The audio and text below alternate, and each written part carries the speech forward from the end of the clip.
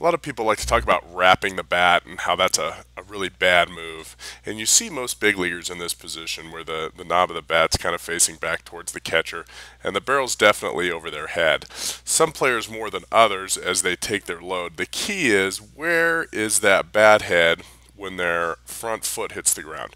And you can see he gets to, right about there, the ball of his front foot hits the ground, maybe one frame before heel plant, and you can see where that bat still is. Now, most pros are in this position. What I look for as an instructor is, what is the angle between their forearm and the handle of the bat? So if I go knob, angle of the bat, and then I kind of go along the middle of the forearm here, you can see that he's less than 90 degrees. That's really good. Now, this is dependent on where a player's forearm is too, because if his forearm is a little bit lower, say from there to there is his forearm, and then I go to that same angle of 80 something degrees, that's going to be a little bit more than that. Okay, so we'll try that again. So if his forearm is more horizontal, then the bat is going to be a little bit more vertical. Okay, so that's something to look for. Everybody's going to be a little different in this position.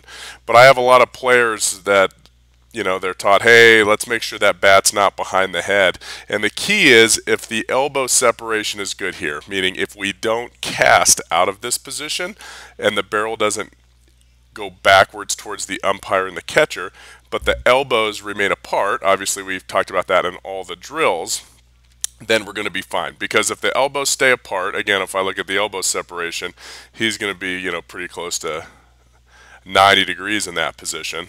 Then this angle with the top hand should remain pretty consistent here. So if we go to that same position, we measure the same angle, you can see he's actually compressed that angle a little bit. That's something that golfers do on their way down from their topswing as well. It creates lag, which is good. Now, don't be confused with bat drag and bat lag. Bat lag is good.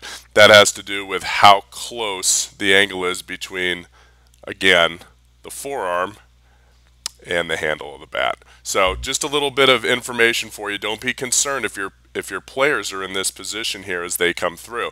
As long as their back elbow doesn't drop too soon and create bat lag, which will also create casting this way with the barrel.